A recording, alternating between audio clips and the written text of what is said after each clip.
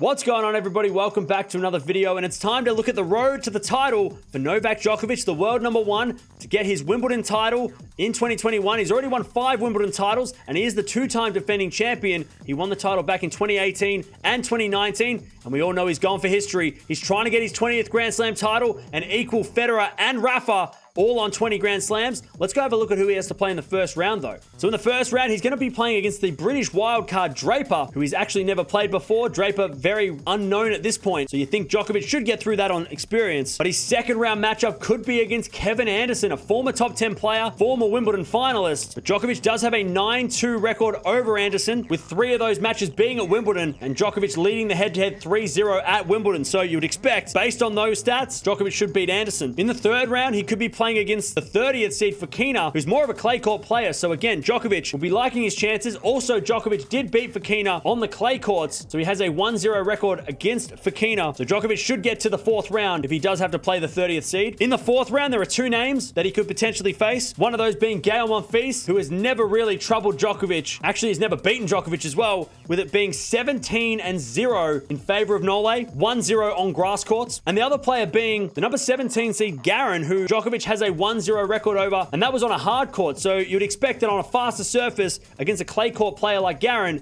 Djokovic should get the win there and make it through to the quarterfinals. In the quarterfinals, there are 2 young players that he could potentially face, and it's very dangerous for Djokovic. Andrei Rublev, the number 5 seed. He's never actually played Rublev before, so that could be a very dangerous matchup for Djokovic, especially if Rublev makes it to the quarterfinal. He's been playing really well on grass in 2021. We all know about his hard hitting, his big serve, so Rublev could do some damage against Nole in that quarterfinal. And the other one being against Jannik Sinner, the 19th seed. Now, Djokovic does have a 1-0 record over Sinner, but on the fast grass courts, Sinner's game might work out really well because he's got a big serve, big ground strokes, so another dangerous potential matchup for Djokovic in the quarterfinals. If he makes it to the semifinals, there are 2 names that he could potentially play. One of those being the number 3 seed, Stefanos Tsitsipas. Now, he does have a winning record over Tsitsipas, 6 wins, 2 losses.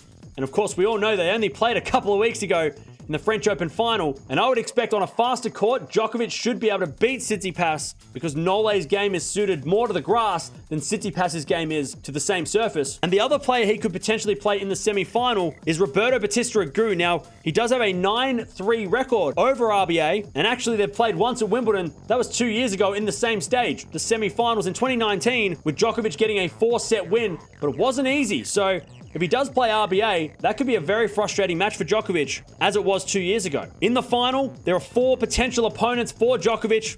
The first one being Roger Federer. That's probably the most likely player that he's going to play in the final. Now, he does have a 27-23 winning record over Federer, and at Wimbledon, it's 3-1 in favor of Djokovic, so he'll be liking his chances if he does play Federer. And of course, they just played that famous final 2 years ago at Wimbledon. He saved 2 championship points to lift the trophy. So Novak Djokovic, if he does play Federer, he'll be feeling confident. The other being Alexander Zverev. Now, he does have a winning record over Zverev as well. 6 wins, 2 losses, but they've never played on a grass court, and Zverev on grass has the potential to be a very awkward and difficult opponent. So if he does play Zverev in the final, it'll be very interesting to see how Sasha's serve and big ground strokes do against Nole's return on the fast surface. The next opponent he could potentially play in the final is Berrettini. Now, he does have a winning record over Berrettini, 2 wins, no losses, never played on grass though, and they did play at the French Open a couple of weeks ago, and it was a 4-set match, very close match, so that could be really interesting to see if Berrettini does make it to the final and play Djokovic, how the grass court surface changes their head-to-head record. And the last one being the number 2 seed Medvedev, who has a 5-3 record over, so it's a very close head-to-head between those two, but Djokovic does lead their grass court matches 1-0. So if Medvedev does make it all the way to the final, Djokovic will be liking his chances on the grass courts. But again, if Medvedev hits the ball hard